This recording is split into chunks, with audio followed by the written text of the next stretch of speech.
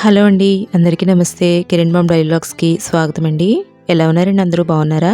అయితే ఈరోజు వర్షాకాలంలో ఈవినింగ్ టైంలో వెదర్ చల్లగా ఉన్నప్పుడు అప్పటికప్పుడే తయారు చేసుకునే తక్కువ ఇంగ్రీడియంట్స్తో ఒక మంచి స్నాక్ ఐటెంని తయారు చేసి చూపిస్తున్నానండి. దీనికోసం నేను ఒక కప్పు స్వీట్ కార్న్ తీసుకున్నానండి. అలాగే పెసర మొలకలు కూడా ఒక కప్పు తీసుకున్నాను.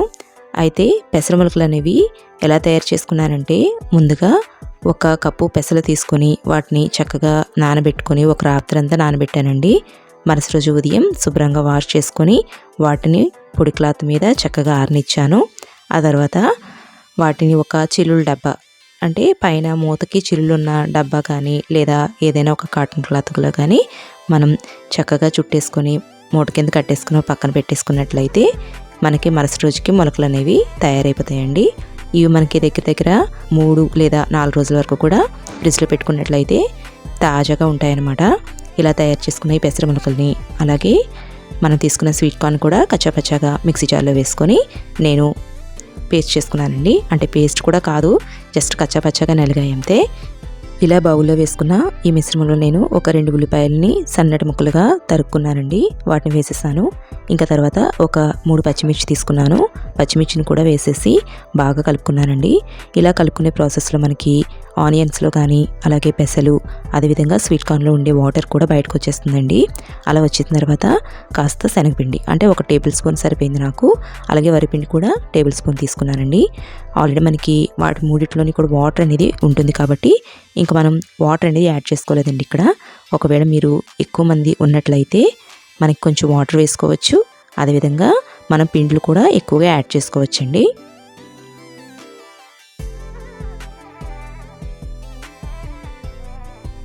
బాగా అయితే కలుపుకోవాలండి.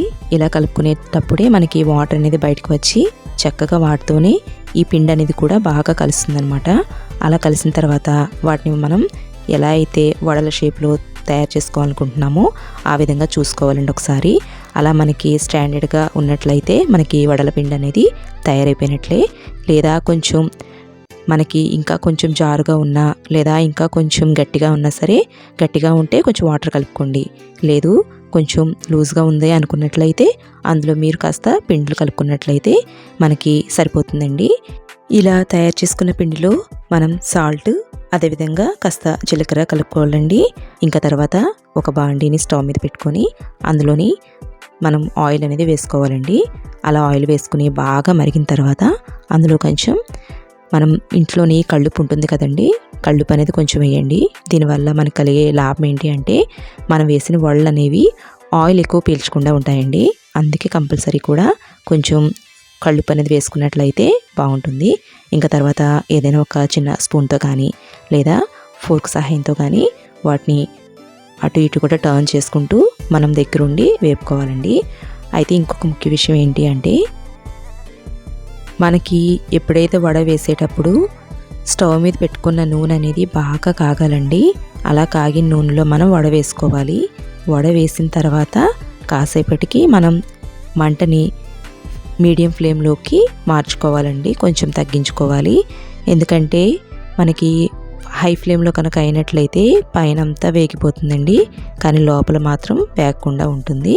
అందువల్ల కాస్త మీడియం ఫ్లేమ్లో పెట్టి వేపుకున్నట్లయితే లోపల కూడా మనకి పిండి అనేది బాగా ఉడుకుతుందనమాట. మనం వరిపిండి కలుపుకోవడం వలన పైన క్రిస్పీగా ఉంటుందండి.